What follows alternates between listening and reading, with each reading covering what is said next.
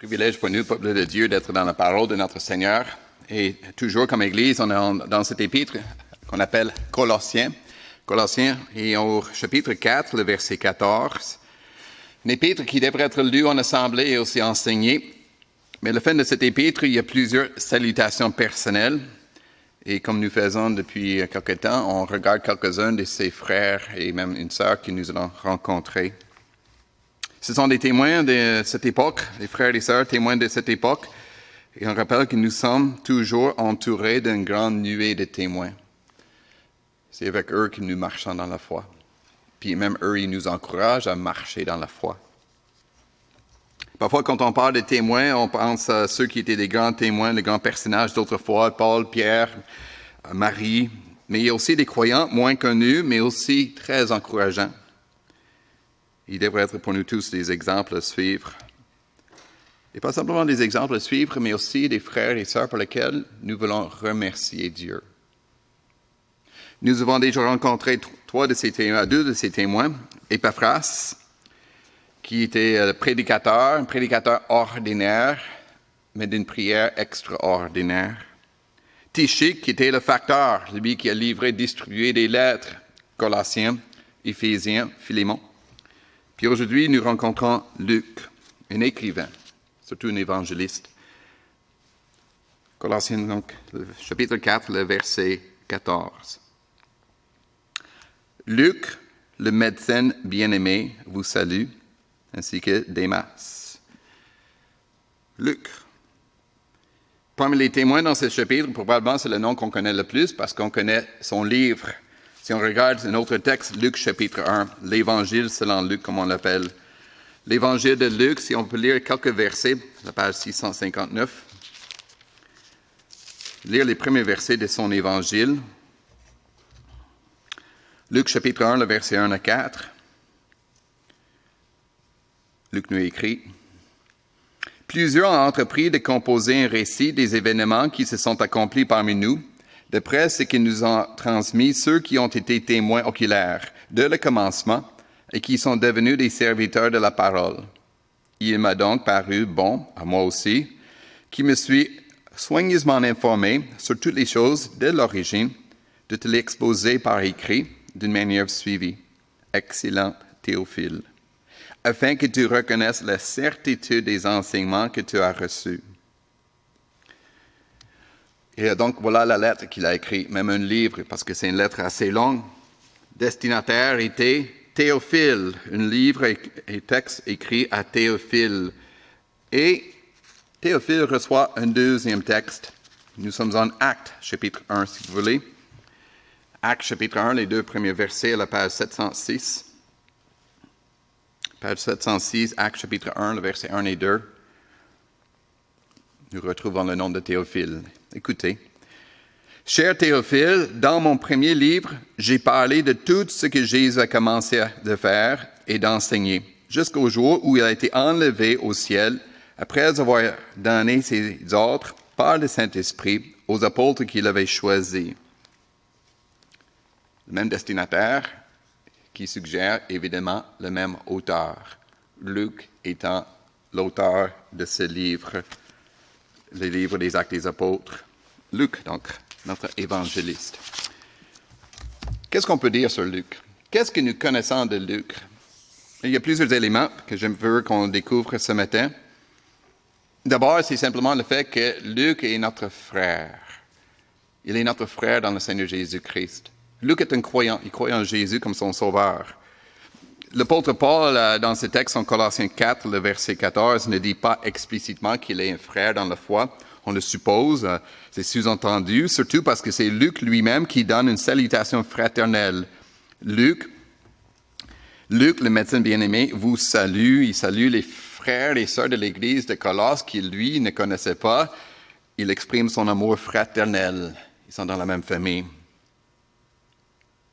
Luc, quelle est l'histoire de sa conversion? Comment est-ce qu'il est venu à la foi? Mais là, nous ne savons rien. Il n'y a aucune référence à sa conversion, aucune mention de qui était le premier à lui annoncer l'Évangile. Il y a une petite hypothèse, une idée qui est lancée, que ça se peut que c'était Luc qui était l'homme inconnu sur le chemin d'Emmaüs. Si Si vous vous rappelez l'histoire en Luc chapitre 24, il y avait deux qui se sont promenés avec Jésus sur le chemin d'Emmaüs, Cléopas, dont le nom nous lisons, puis l'autre est inconnu. Puis on dit, peut-être c'était Luc. Sauf que Luc, il se distingue toujours des témoins oculaires de Jésus. Donc c'est peu probable. Il y avait d'autres idées qui étaient lancées. Luc, dont le nom veut dire « qui donne la lumière ». Luc est un diminutif du nom Lucanus ou Lucius. Puis on a deux Lucius dans la Bible, Actes chapitre 13, verset 1, puis Romains chapitre 16, verset 21. Est-ce que Luc est un de ces deux? Encore, très peu probable. Il y a une autre hypothèse qui est Luc, sa parenté disante, une hypothèse qui est plus digne d'attention. Je vous donne la référence, c'est 2 Corinthiens chapitre 8, le verset 18. 2 Corinthiens 8, le verset 18, l'apôtre Paul écrit, il parle de Tite qu'il va envoyer. Nous envoyons avec Tite, le frère, dans toute l'Église, font l'éloge pour son annonce de l'Évangile. Puis il y a une hypothèse qui dit, ce frère n'est pas simplement le frère dans la foi, mais peut-être même le frère de Tite. Je ne donne pas plus de détails, mais simplement pour dire que cette hypothèse ne se heurte à aucune impossibilité importante. Donc il y a plusieurs commentateurs qui le soutiennent, quoique c'est impossible à prouver. Ce que nous pouvons dire sur Luc, c'est qu'il n'était pas juif. Il était non-juif, il était grec, il était païen. Dans notre texte en Colossiens chapitre 4, si vous jetez un coup d'œil au verset 11, Paul mentionne ceux qui étaient avec lui parmi les circoncis, qui, en mentionnant Luc plus tard, veut suggérer que Luc était parmi les incirconcis, c'est-à-dire non païens, d'origine païenne. Fort probablement, il était ce qu'on appelle un craignant de Dieu. Avant sa conversion à la foi, il était déjà à la synagogue, celui qui craignait Dieu, qui adorait Dieu avant de se convertir à la foi en Jésus-Christ. Ce qui soulève un détail intéressant. Parmi tous les auteurs du Nouveau Testament, Luc est le seul qui est non-juif. Luc est le seul auteur du Nouveau Testament qui est d'origine païenne. Et lui a les textes plus volumineux que même l'apôtre Paul. Donc on a beaucoup de textes de l'Évangile qui viennent d'un croyant non-juif. Puisqu'on parle de Luc et ses origines, ajoutez rapidement quelle était son ville d'origine, la région de son origine. Il y a plusieurs qui pensent que c'était la Macédoine, un peu plus au nord de la Grèce. Dans la tradition de l'Église, on disait que Luc est venu d'Antioche, la ville d'Antioche en Syrie, là où était l'Église, Actes chapitre 13, si vous voulez le lire, l'Église qui a envoyé l'apôtre Paul comme missionnaire. Mais il y a plusieurs raisons pour abandonner cette tradition et dire plutôt qu'il est venu de Macédoine. En fait, il y a même une hypothèse ingénieuse d'un monsieur qui s'appelle Ramsey, qui a dit il est bien possible que Paul, dans son deuxième voyage missionnaire, arrive à Troas et sa santé affaiblie. Il est allé chercher médecin, trouver Luc. Dans ce contexte, Luc s'est converti. Luc était originaire de la Macédoine, était fort encouragé Paul à aller en Macédoine pour annoncer l'Évangile. Il y avait l'ange qui a annoncé le message, demandé à l'homme de Macédoine qui a appelé Paul aussi. Et Luc, en lisant le texte en Actes chapitre 16, a accompagné Paul et Silas jusqu'en Macédoine, à Philippe, où il est resté, peut-être même sa ville natale. Intéressant, possible, mais en fait peu probable, mais quand même intéressant. Ce qui est important pour nous de dire, c'est Luc est notre frère dans la foi. Il s'est converti. Comment il s'est converti, nous ne le savons pas. Mais j'ose dire que le témoignage personnel de la conversion est beaucoup moins important que la vie de la conversion. Le témoignage personnel de la conversion est moins important que la vie de la conversion. C'est-à-dire la persévérer dans la foi chrétienne, de vivre dans la foi en Jésus-Christ, l'espérance de la vie éternelle et surtout l'amour pour les frères et sœurs. Et là, Luc, l'évangéliste, y témoigne. Il s'est converti, il a marché avec le Seigneur, il a persévéré, il a servi l'Église, comme nous verrons dans le reste, ce qu'il a décrit. Donc Luc, notre frère, mais revenons dans notre texte, Colossiens 4, le verset 14. On ne connaît pas la profession de foi de Luc, mais on connaît son profession, sa métier.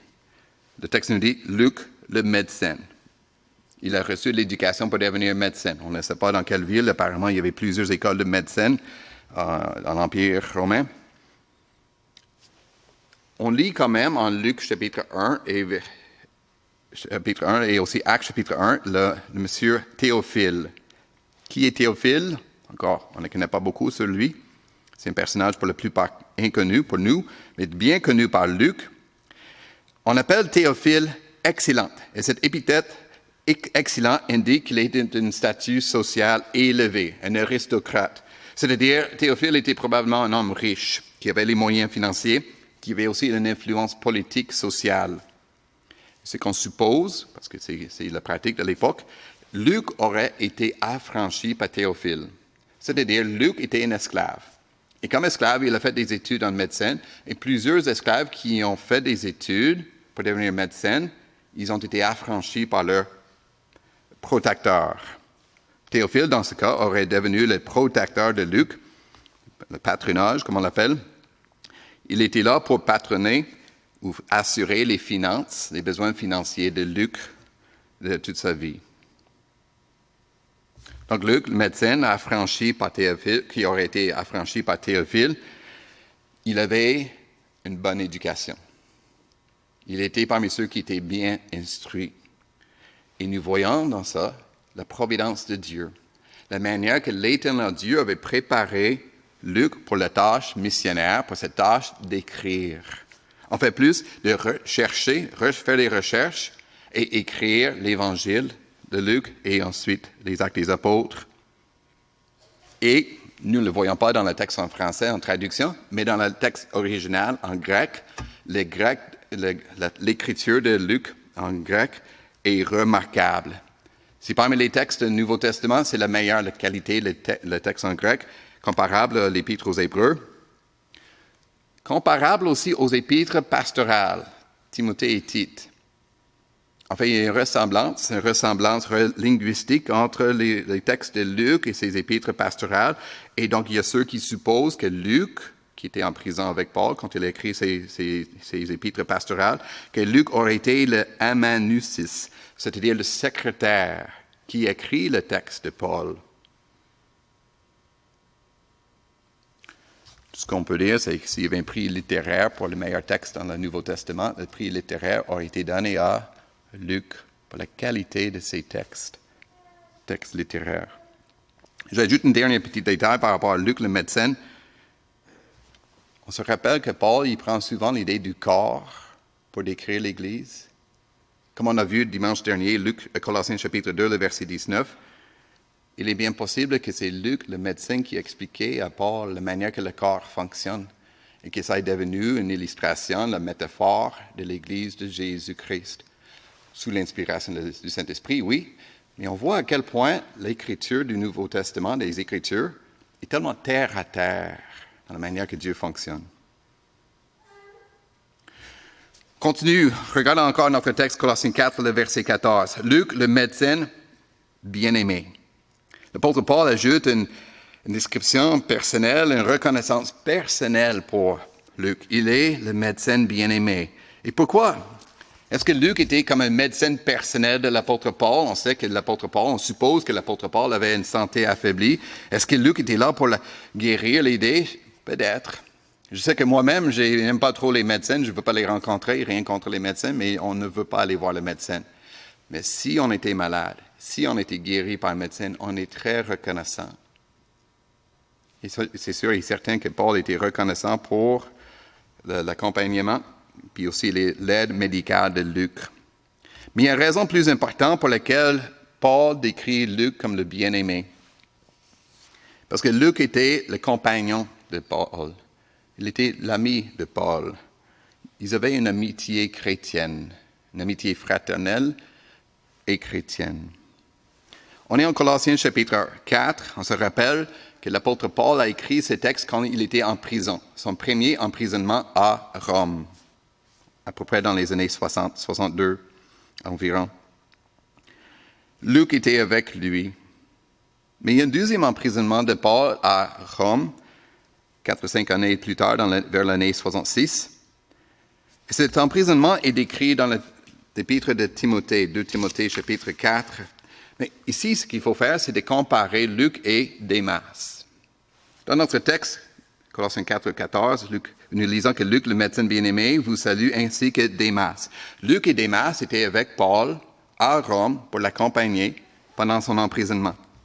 Regardons bien maintenant ce qui se passe en Timothée, 5 ans plus tard. 2 Timothée chapitre 4, le verset 10. 2 Timothée 4, le verset 10. On est comme 5-6 ans plus tard, deuxième emprisonnement. Nous lisons au verset 10. Démas m'a abandonné.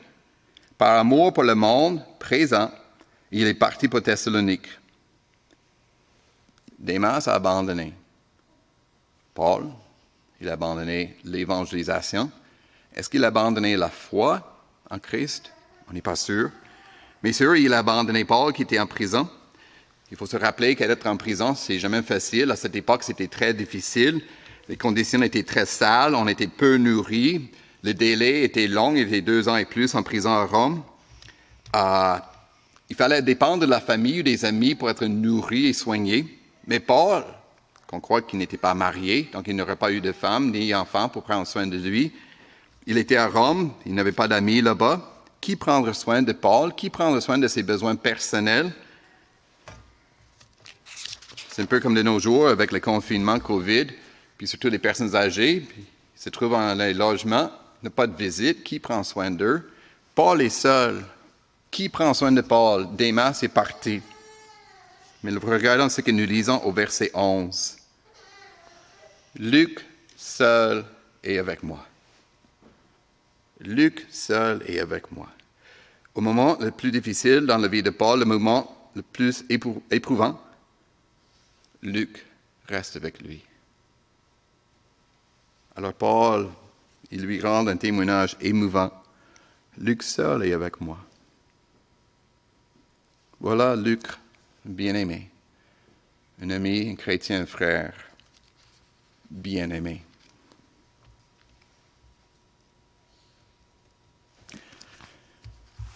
Mais Luc est beaucoup plus que simplement un ami chrétien, même plus que simplement un frère dans le Seigneur.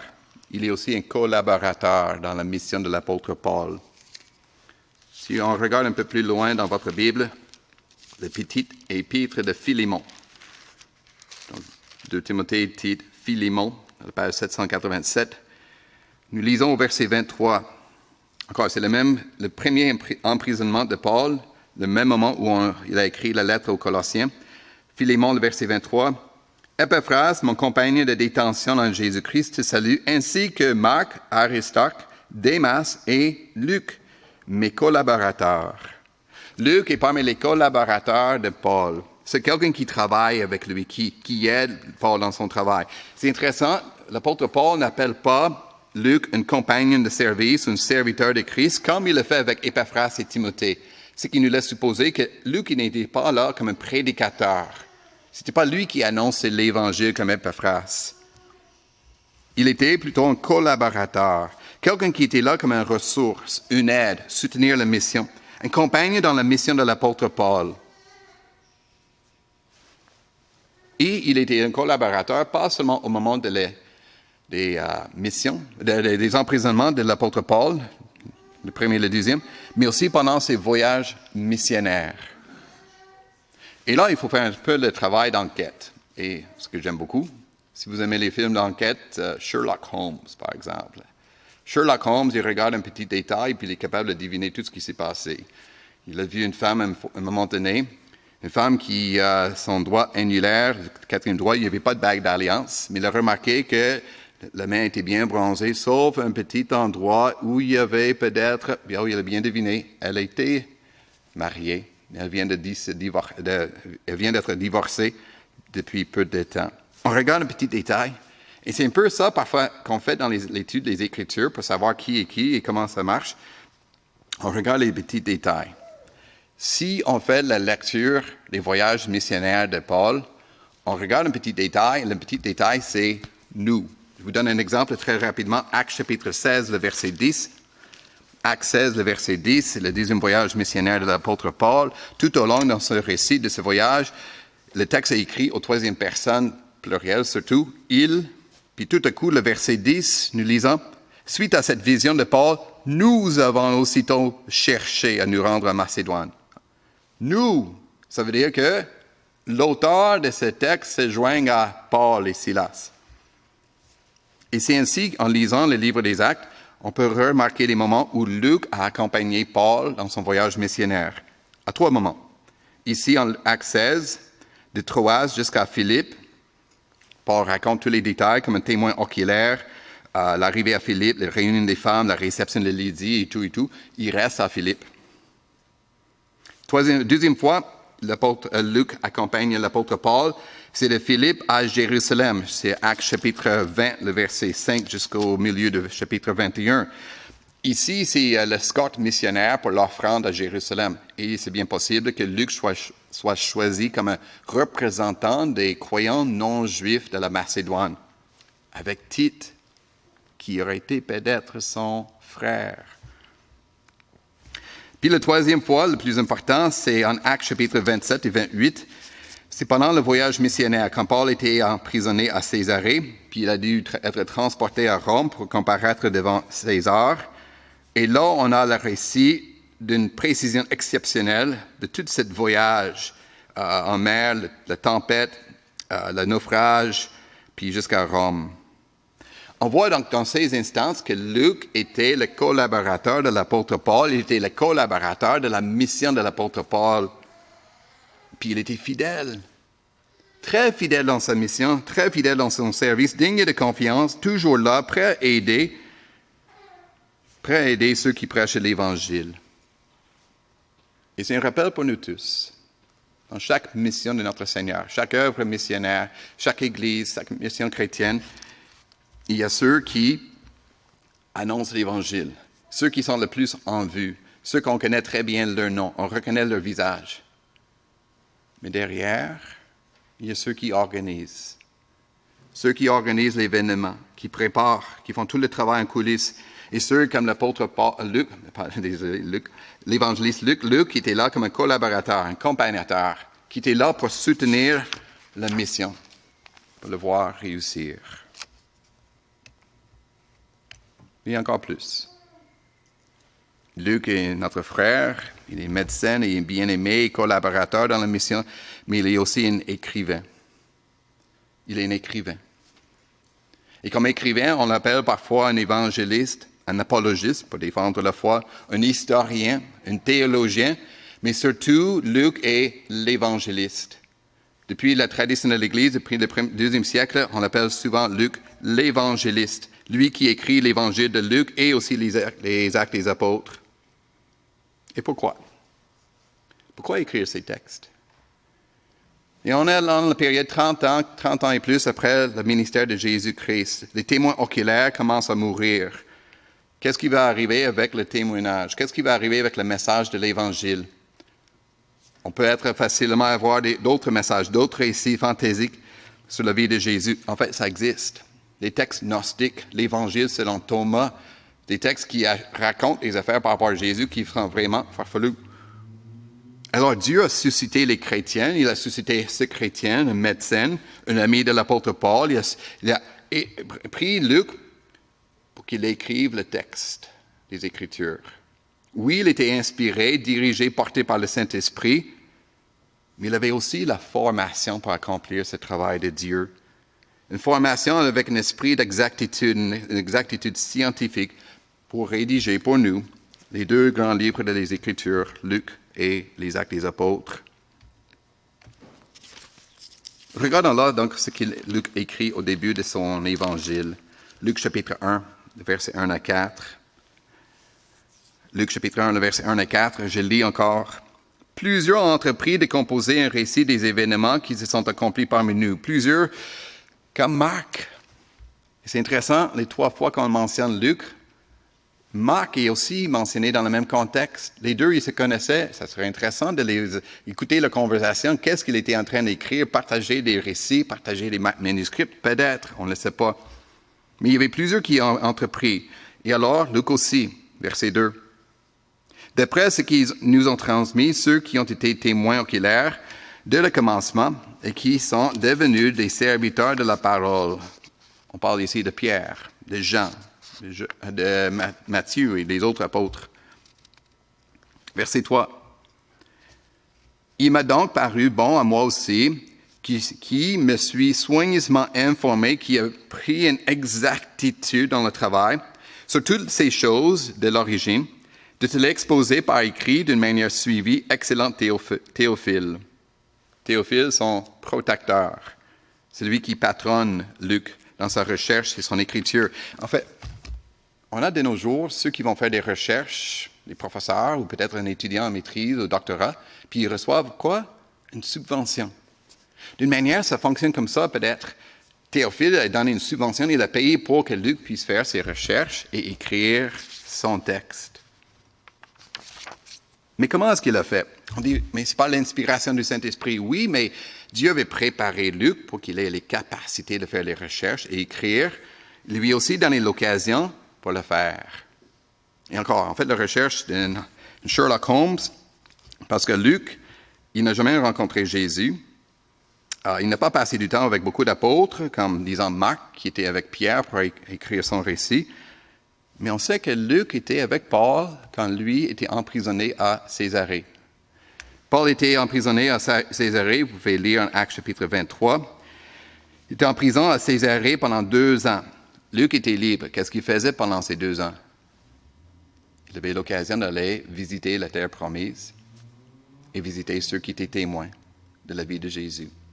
Donc on suppose très bien qu'il est allé, disons, au lac de Galilée, voir l'endroit, d'aller à Jérusalem, voir le temple, voir la colline où Jésus a été crucifié. Peut-être même marcher le chemin d'Emmaüs pour voir où Jésus a marché. Il est allé à ces endroits, mais aussi il a pu rencontrer du monde. Il a pu chercher des documents écrits, mais aussi des témoignages oraux. Qui aurait-ce qu'il a rencontré? Avec qui avoir un entretien? Peut-être l'apôtre Pierre, peut-être Jean. Pas Jacques l'apôtre, parce que lui est décédé, il a été martyr très tôt. Mais il y avait Jacques, le demi-frère de Jésus, qui était dirigeant de l'église de Jérusalem. Il aurait eu les récits sur la vie de Jésus. Marie, toujours vivant. Le père Joseph, Joseph était mort, même avant la crucifixion de Jésus, mais Marie était vivante. En passant, si vous faites des recherches, surtout les images de Luc l'évangéliste, vous allez trouver 2 sortes d'images. Luc avec un livre en train d'écrire et Luc avec un portrait de Marie. Parce qu'il y a une vieille tradition qui dit que Luc, en rencontrant Marie, en a fait un portrait, une icône peu probable, mais intéressant comme histoire. Ce qui est important pour nous, il a écrit le témoignage de Marie. Luc a rencontré aussi d'autres personnes qui ont été guéries par Jésus, qui écoutaient ses enseignements. On peut penser à la fille de Jairus. Simplement rencontrer la fille de Jairus et écouter son histoire.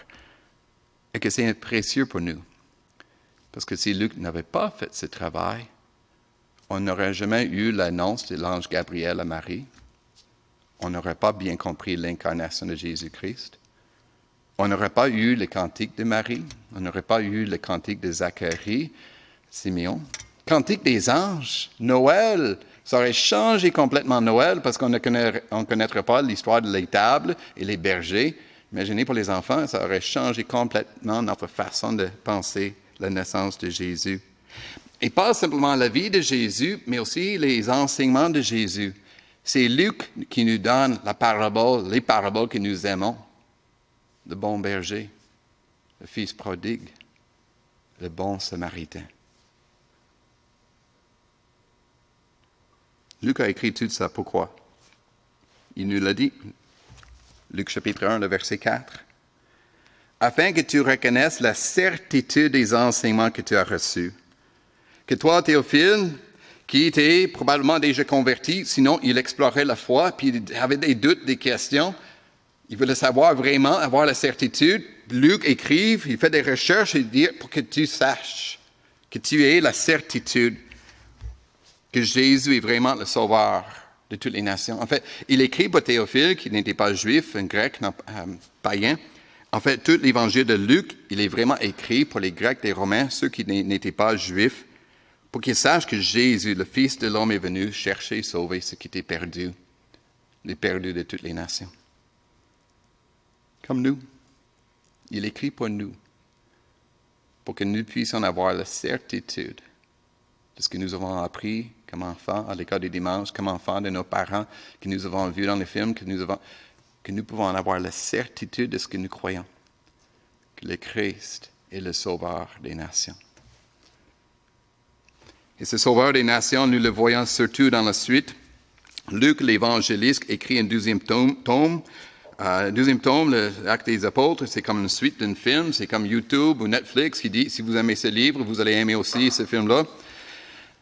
Alors, nous lisons en Actes chapitre 1, la manière qu'il écrit encore à Théophile, son protecteur, cher Théophile. Dans mon premier livre, j'ai parlé de tout ce que Jésus a commencé de faire et d'enseigner. Et dans ce livre, aux Actes des Apôtres, il écrit tout ce que Jésus continue de faire. L'apôtre l'évangéliste Luc, il nous donne l'histoire de l'Église. L'histoire qu'on n'aurait jamais connue si lui n'avait pas pris le temps pour l'écrire. Qui écrit l'histoire de l'Église, la seule histoire inspirée sur l'Église, pour que nous puissions comprendre la manière que la mission de Jésus a continué. De Jérusalem, Samarie et Judée, jusqu'aux extrémités de la terre, la bonne nouvelle est annoncée. Voilà Luc, l'évangéliste. Pas le prédicateur, mais l'évangéliste qui nous fait connaître l'évangile de Jésus-Christ. C'est notre frère dans la foi. C'est un médecin, un bien-aimé. Il est un collaborateur dans la mission. Et d'abord et avant tout, il est l'évangéliste. Luc, il est mort. Exactement comment, on n'est pas certain. Il y a ceux qui disent qu'il est mort martyr, soit en Grèce, soit en Bithynie, au nord de la Grèce. Il aurait eu comme 80 ans. Ses restes ont été transférés à Constantinople. On n'a pas les détails, on n'est pas sûr.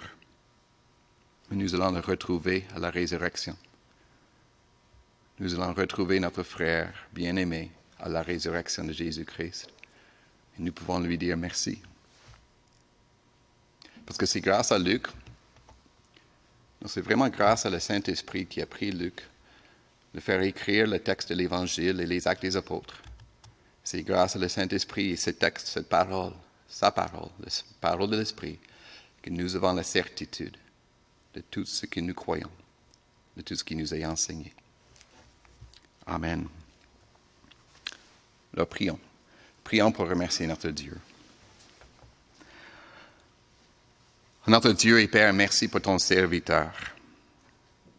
Pour ton serviteur, Luc l'évangéliste. Nous te glorifions, Seigneur, notre Dieu, de l'avoir sauvé pour qu'il soit notre frère. Merci qu'il était un frère rempli d'amour, Seigneur, pour accompagner, même aimer, soutenir l'apôtre Paul dans sa mission. Mais merci, notre Dieu et Père, que par ton esprit, que tu as préparé Luc, tu as appelé Luc, tu as guidé Luc pour qu'il puisse écrire la vie de Jésus, l'enseignement de Jésus, la mission de Jésus, la rédemption que nous avons en Jésus-Christ. Et cette mission qui continue même encore aujourd'hui. Nous te rendons grâce, notre Dieu et Père, pour Luc, parce que grâce à ces textes, nous pouvons grandir dans notre certitude, dans cette assurance. Nous sommes persuadés que rien ne peut nous séparer de l'amour de Dieu en Jésus-Christ, lui qui est mort et ressuscité pour nous. Amen.